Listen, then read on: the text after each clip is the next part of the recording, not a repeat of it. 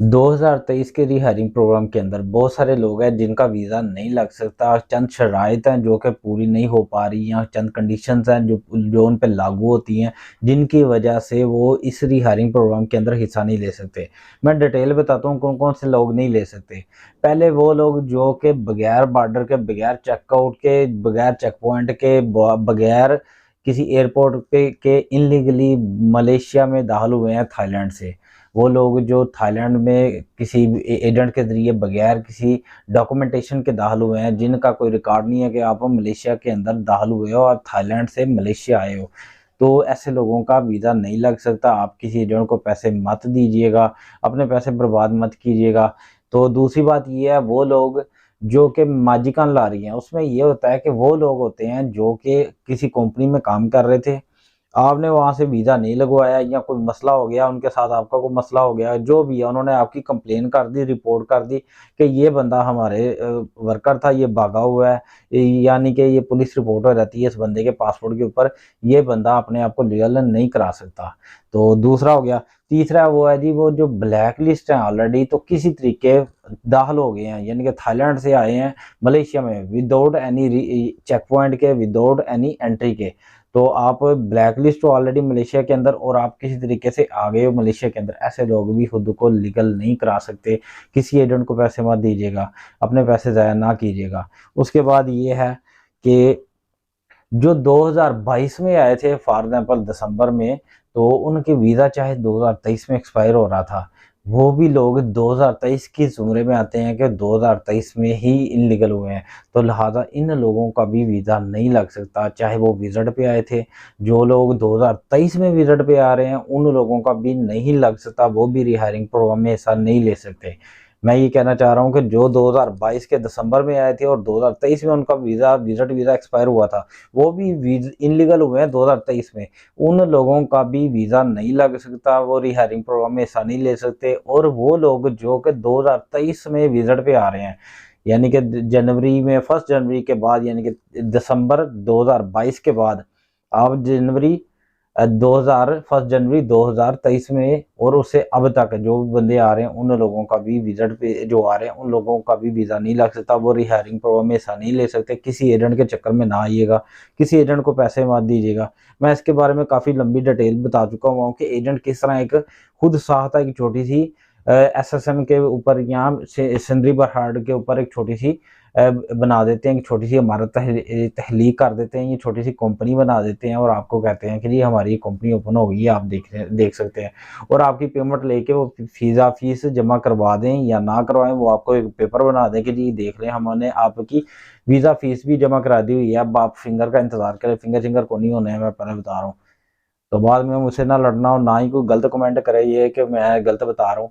तो ये है कि जो अपडेट्स हैं वो मैं बता रहा हूँ।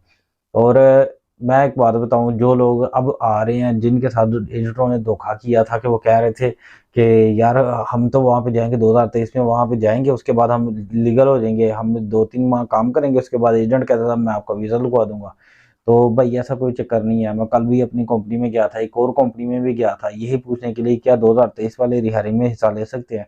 हमारी कंपनी में कहा था कि जिनके पास ऑलरेडी 1700 वर्कर हैं, उन्होंने कहा था कि नहीं भी हम उनको एक्सेप्ट नहीं कर सकते, वो रिहायरिंग में प्रोग्राम में हिस्सा नहीं ले सकते, गवर्नमेंट की तरफ से अलो नहीं है।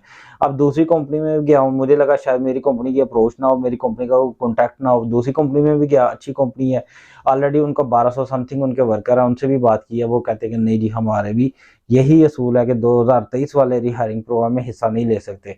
ये दो चीज़ें क्लियर होगी। अब जो आ चुके हुए हैं, जिनके साथ एजेंट ने ड्रामा किया हुआ कि जी आप वहाँ पे जाओ आपका वीज़ा लग जाएगा, जो आ चुके हुए हैं मलेशिया के अंदर विजिट वीज़ा पे आ चुके हुए हैं, अब वो लीगल तो होना है ना, उन्होंने वो क्या करेंगे। तो मैं आपको एक बात बताता हूँ कि एक कहावत है कि रात चाहे जितनी मर्जी तारीख हो, अंधेरी हो, तो जो दिन का उजाला होता है उसको चीरता हुआ बाहर निकलता है। यानी कि रात चाहे जितनी लंबी हो, तारीख हो, जितनी बड़ी अंधेरी हो, जितनी मर्जी अंधेरी हो, आखिर उसने ख़त्म होना ही होना है, सुबह होनी होनी है। आप अभी नहीं तो कोई थोड़ी देर बाद क्योंकि मलेशिया में अनाउंसमेंट का कोई पता नहीं चलता है, कब अनाउंसमेंट हो जाए, कब चीज़ें तब्दील हो जाए। तो ये है कि आप इंतज़ार कर लो, आपका वीज़ा लग जाएगा। अब नहीं तो चलो वेट कर लो, अब कुछ हो सक अगर आपने यहीं पे आप स्टक हो गए, अगर आप वापस नहीं जा सकते, तो मैं यही कहूँगा कि अपने पैसे इकट्ठे करो वीज़े के लिए। जब वक़्त आए, जब अनाउंसमेंट होए कि वीज़ा लगवा सकते हैं, तो आप वीज़ा लगवा लीजिएगा। मगर अब तक के लिए किसी एजेंट को पैसे मत दीजिएगा। इस 2023 के कोटे में रिहायरिंग में अब तक जो मालूमात है, किसी का भी नहीं वो एक्सेप्ट कर रहे। अगर कोई एजेंट किसी 2 नंबर एक कंपनी से किसी तरीके से करवा भी देता है, वो बंदे की क्या छोटी है कि नहीं 10 साल तक वो वीज़ा रिन्यू होगा। वो क्या छोटी है कि वो उसको बैंक अकाउंट भी खुलवा के देगा। क्या छोटी है कि सबसे पहले कि वो वीज़ा फीस लेके उसके फिंगर होंगे। वो तो वीज़ा लगना तो बाद की प्रोसेस है कि फिंगर होंगे उस बंदे के कि नहीं। ये यानी कि वो बंदा लीगल भी होगा कि नहीं, इसकी क्या गारंटी है। बहुत सारे लोग यही मुझे मैसेज करते हैं कि जी हमने पैसे दे दिए हैं एजेंट को, हमने 1500 1200 1500 20 2000 रिंगट दे दिया, किसी ने 2500 भी दे दिया हुआ है। कि एजेंट कहता था कि जी आपके अब वीज़ा फीस आपकी फीस ऑनलाइन हो गई है। फीस ऑनलाइन वाला डॉक्यूमेंट तो आप खुद भी बना सकते हो, छोटा सा डॉक्यूमेंट आप खुद ही आप टाइप कर सकते हो, ये कोई इशू नहीं है। तो एजेंट कहता है जी आपकी फीस ऑनलाइन हो गई है। उसके बाद नेक्स्ट प्रोसेस है जी आपका फिंगर शिंगर को नहीं होने, ऐसे टेंशन आया ना करे। फिर आपने मुझे कहना गया है कि हो गया तो ये हो गया। तो हकीकत ये है कि मेरा कोशिश यही होती है कि पैसे आपने बचाओ, ज़ाया नहीं करो।